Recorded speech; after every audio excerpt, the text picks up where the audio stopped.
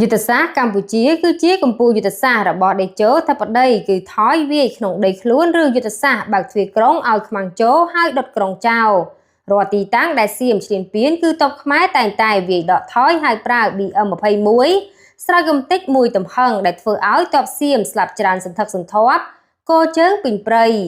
យុទ្ធសាស្ត្រនេះចំណេញបាន3ចំណុចធំគឺទី1ចំណេញកម្លាំងមិនប្រើកម្លាំងច្រើនហើយចំណាយលុយតិចព្រោះយើងមិនបានចង់ឈ្លានពានគេយើងគ្រាន់តែការពារយើងគ្រាន់តែថយមិនសូវស្លាប់ទាហានហើយមិនសូវខូចខាតគ្រឿងសព្វាវុធទី2ភាពស្របច្បាប់លើឆាកអន្តរជាតិរកគ្រាប់ BM21 ភាគច្រើនខ្មែរបាច់ចេញគឺធ្លាក់ក្នុងដីខ្មែរដែលសៀមបានចូលមកកាន់កាប់ទោះស្រោចច្រើនប៉ុណ្ណាក៏ជារឿងស្របច្បាប់អន្តរជាតិដែរទី3យុទ្ធសាស្ត្រនេះនឹងធ្វើឲ្យសៀមសុំចរចាតែសុំដោយសម្ងាត់ខ្ញុំជឿជាក់ 100% ព្រោះសៀមបានចំណាយកម្លាំងនិងធនធានច្រើនលើសលប់លើខ្មែរជាង10ដងរាល់ BM21 ខ្មែរបាញ់ទៅភាគច្រើនសម្រាប់ទាហានសៀមដែលឈ្លានពាន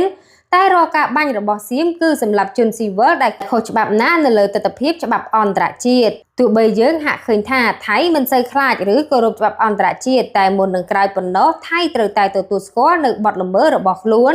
អាចដោយសម្ងាត់ហើយនៅអាណត្តិក្រោយព្រោះរឿងអន្តរជាតិមួយវានឹងស្ថិតនៅជាសំណុំរឿងដែលយកមកជជែករាប់សិបឆ្នាំទៀតកំពុងឆ្លោះគ្នាគឺបែបនេះហើយតែក្រោយពេលសង្គ្រាមចប់សំណុំរឿងទាំងនេះគេនៅតែយកមកតវ៉ារហូតសូមទុកចិត្តលើថ្នាក់ដឹកនាំនេះគឺជាកម្ពុជាយុទ្ធសាស្ត្ររបស់ប្រទេសតូចទប់ជាមួយប្រទេសខ្លាំង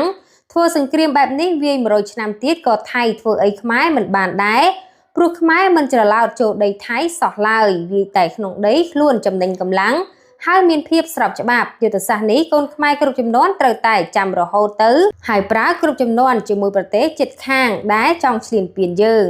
ប្រភពពីនៅសក្ការៈផងដែរតាក់ទងទៅនឹងព័ត៌មាននេះក៏បានបញ្ចប់សូមអរគុណសូមជម្រាបលា